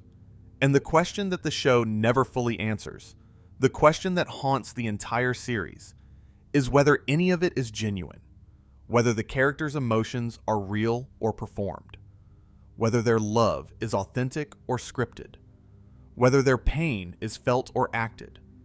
This is the deepest level of the show's darkness. Not the void, not the trauma, not the institutional failure, but the possibility that none of it is real. That everything we've discussed tonight, every dark backstory, every hidden pain, every moment of genuine connection, is just a story being told for entertainment. That the darkness itself is a performance. That the comedy about darkness is a performance within a performance. And that underneath all the layers, there's nothing. Just the void. Just static. Just the absence of signal. The show flirts with this possibility without ever confirming it. It raises the question of authenticity and then refuses to answer it. Are the characters real? In their world, yes. In ours, no. And the space between those two answers is where the show lives. In the gap between fiction and reality. In the overlap between performance and authenticity. In the place where a cartoon character can feel real pain, and you, watching from outside, can feel it too. And that gap, that overlap, that space between, is the show's true subject. Not the comedy, not the darkness, but the relationship between them. The way they coexist. The way they depend on each other. The way one is always present inside the other. Inseparable, irreducible, part of the same thing. That's the disturbing truth beneath the comedy. Not that the comedy hides darkness, but that the comedy is the darkness. And the darkness is the comedy. And they have always been, and will always be, the same thing. It's not hope, exactly. It's not optimism. It's something more nuanced than that. It's the idea that the performance can be genuine, that the comedy can be real, that the masks we wear can be, at some level, authentic expressions of who we are. Nicole's strength is born from trauma, but it's also real strength. Richard's laziness is a coping mechanism, but it's also a form of peace. Allan's cheerfulness is a defense, but it's also genuine happiness. The show doesn't ask you to choose between the darkness and the light. It asks you to hold both. To understand that the comedy and the tragedy aren't opposites. They're two faces of the same coin, the same experience, the same life. And that's the most disturbing truth of all, maybe. Not that the Amazing World of Gumball is secretly dark, but that its darkness and its comedy are the same thing. That you can't separate them. That the reason the show is so funny is the same reason it's so sad. That the reason anything is funny is because the world is, at its core, exactly as terrifying as we suspect it is. And laughter is what we do about it. The best jokes don't distract from the darkness. They illuminate it. They give it shape and form and a name. They make it visible, and in making it visible, they make it bearable. That's what comedy does. That's what Gumball does. It names the darkness and laughs at it, and in that laughter, something shifts. Not the darkness. The darkness stays. But your relationship to it changes. It becomes something you can carry rather than something that carries you. That's the gift of this show. Not escape from reality, but companionship within it. The assurance that someone else sees what you see. That the anxiety you feel isn't crazy. That the world really is as strange and frightening and beautiful and absurd as it seems. And that laughter, real laughter, the kind that comes from recognition rather than distraction, is one of the few honest responses to that strangeness. Let me talk about one last element of the show's darkness before we wind down. And that's the show's relationship with its own ending. Because the way the show ended is, I think, the darkest thing about it. The Amazing World of Gumball was canceled. It didn't end. It was canceled. Ben Bocquelet, the creator, has been explicit about this. He had plans for how the story would conclude. He had answers to the questions the show had been asking for 6 seasons. And those answers were never given because a network executive made a business decision. And this mirrors the show's central theme so perfectly that it's almost unbearable. The show spent 6 seasons telling a story about characters who can be erased by a world that doesn't value them. Characters whose existence depends on being interesting enough, relevant enough, profitable enough to justify their continued presence. Characters who live in fear of the void, the place where unwanted things go to disappear. And then the show itself was treated exactly like one of its own characters. It was deemed no longer profitable enough, no longer relevant enough, no longer worth the investment. And it was sent to its own void, canceled, removed from the schedule, erased from the network's future plans. The void isn't just a fictional concept. It's the reality of the entertainment industry. Shows get canceled when they're no longer useful. Characters cease to exist when the budget runs out. Stories end not when they're finished, but when someone decides they're not worth telling anymore. The Amazing World of Gumball was telling the truth about its own medium all along. And in the end, the medium proved the point. This is why the finale hits so hard. Not just because of what happens in the episode, but because of what happened to the show. The fictional characters fell into the void, and the real show was canceled. The fictional threat and the real threat were the same thing. And the characters' fear, the fear they carried through 6 seasons, the fear of being erased, was justified. Not in their world, in ours. There's a sequel series now, The Wonderfully Weird World of Gumball. The show was revived. The characters were rescued, in a sense. But the fact that they had to be rescued, the fact that there was a period where the story was genuinely incomplete and might have remained incomplete forever, is itself part of the show's dark legacy. For years, the last image of the amazing world of Gumball was Rob falling into the void, screaming, terrified, unresolved. And that image, that frozen frame of a forgotten character plunging into non-existence, was the show's final statement about the world it depicted and the world it existed in. A world where stories end abruptly, where characters don't get closure, where the darkness wins not through dramatic climax, but through mundane business decisions made in conference rooms by people who never cared about the story the way the creators did. That's dark. That's real world dark, not cartoon dark. And the fact that it happened to a show that was explicitly about the fear of exactly that happening makes it the most disturbing truth of all. Let me wind this down. The Amazing World of Gumball is a cartoon about a blue cat and his goldfish brother going to school in a town where anything is possible and nothing is permanent. On the surface, it's one of the most joyful, colorful, inventive shows in the history of animation.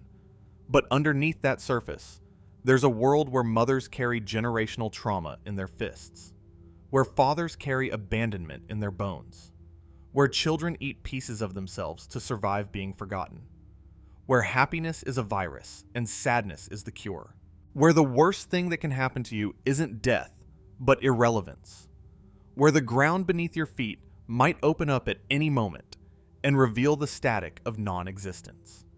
And the show never asks you to be upset about this. It never asks you to cry or to feel sorry for its characters. It just asks you to laugh, to watch, to pay attention. And if you pay enough attention, to understand that the laughter and the darkness aren't separate. That every joke is also a truth.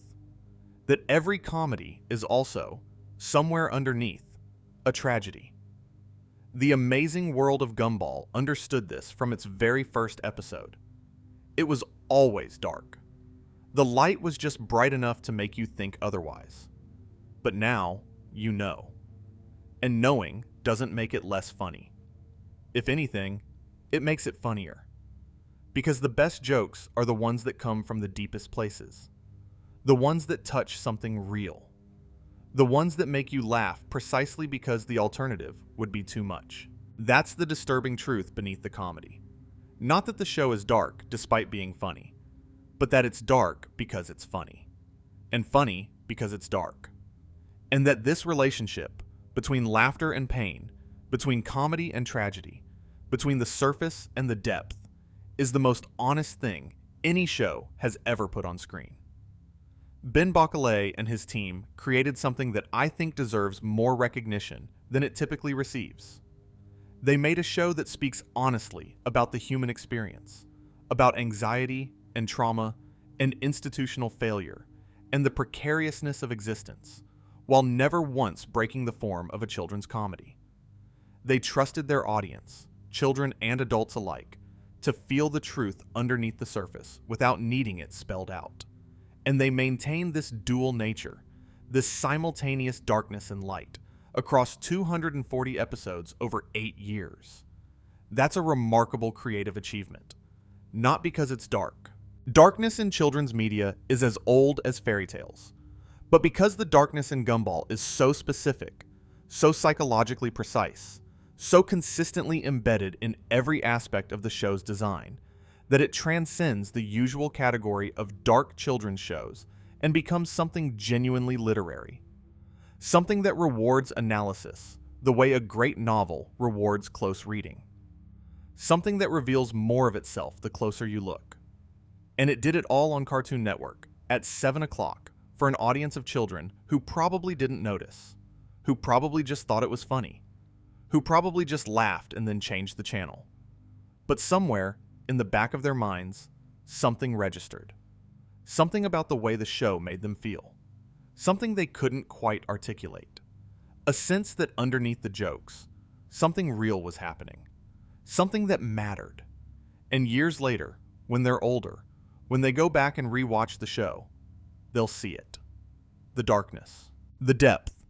The disturbing truth that was there all along, hiding in plain sight, wrapped in the most colorful packaging imaginable.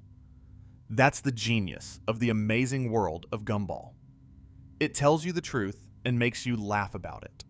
And then it trusts you to figure out, on your own time, why the laughter felt different from other shows. Why it lingered. Why it came with a feeling in your chest that you couldn't quite name. Now you can name it. It was recognition. It was the feeling of seeing something true for the first time. Something true and dark and beautiful and funny and sad and absolutely, unreservedly, undeniably real. The amazing world of Gumball looked into the dark and found something there.